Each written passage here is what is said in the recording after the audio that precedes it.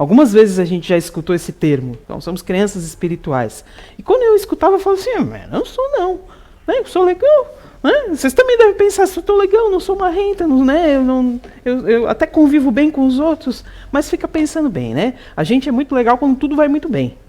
Mas se alguma coisa sai de acordo... o caldo entorna, né? A gente não é tão legal assim. E a gente fica pensando assim, se nós somos crianças espirituais, vamos comparar com as crianças que a gente tem sob a nossa tutela. A gente dá uma liberdade vigiada para elas, não dá? Eles acham que tem toda a liberdade no mundo, mas nós estamos só de olho. Penso eu que é assim também no plano espiritual. A gente acha que a gente tem toda a liberdade do mundo, mas será que tem mesmo? Será que nossa liberdade não é vigiada? Até que ponto, né, é vigiada essa liberdade? E em meio a isso tudo, tem as relações que a gente traça com as pessoas, né? Porque os caminhos cruzados, às vezes, não precisa ser com pessoas que vão impactar tão grande assim na nossa vida.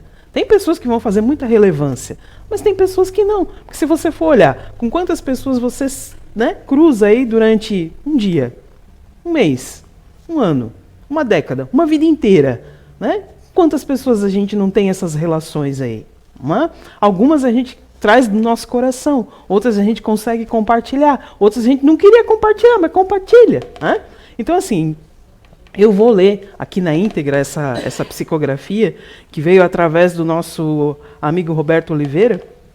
É uma psicografia que, quando a gente leu na sala, nosso intuito é assim, a gente falar sobre a espiritualidade, falar sobre Kardec, falar sobre todo o conceito da doutrina espírita, mas trazer para a atualidade, né? Porque não adianta a gente nada falar muito filosoficamente, mas não aplicável na nossa realidade.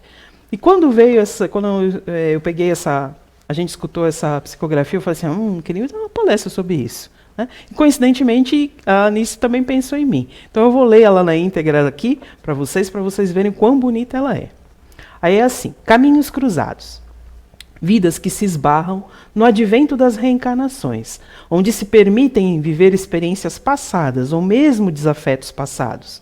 Vidas que se cruzam em caminhos alternativos, que demoram a entender a razão de existir e coexistir com os seres que os cercam.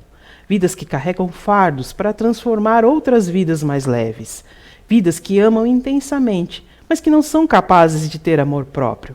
Vidas que se cruzam em horizontes distantes e não compreendem a razão do agora. Vidas que têm mais de uma oportunidade e não enxergam a dádiva que ganharam. Vidas que cruzam destinos alheios e não percebem o mal que fazem a si e a outrem. Vidas que cruzam as curvas do infinito e não percebem o quão distantes estão de si mesmos. Caminhos que se cruzam são experiências que precisamos para depurar nosso espírito e evoluir o orbe em que vivemos. Não sintam medo de dar um passo atrás, de voltar ou de dar um passo à frente e seguir adiante. Não existe certo ou errado quando as vidas que buscam o bem se cruzam. Não busquem apenas, deixem a jornada os levar em alguns momentos. Controlar cada passo, cada pensar, cada sentir, cada agir, trava essas vidas que deveriam apenas progredir. Muita paz, Marcos. Foi uma psicografia que a gente recebeu recentemente, agora em 29 de junho de 2022.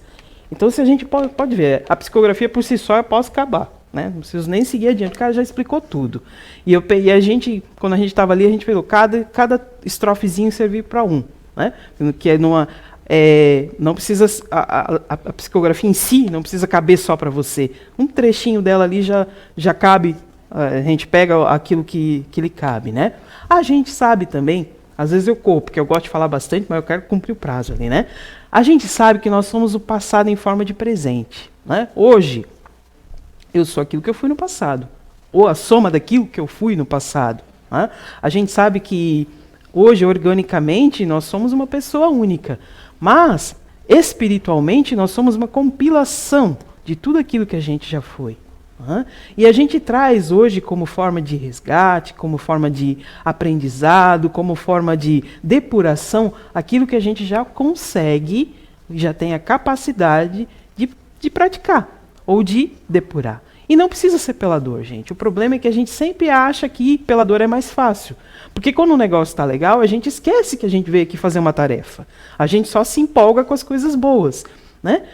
E, infelizmente, aí a gente acaba sendo chamado a atenção pela dor. Né?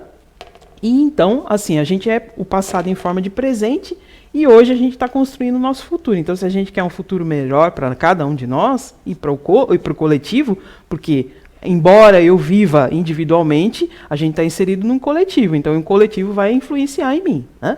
Então, a gente, se você puder contribuir para o coletivo, é sempre melhor. Né?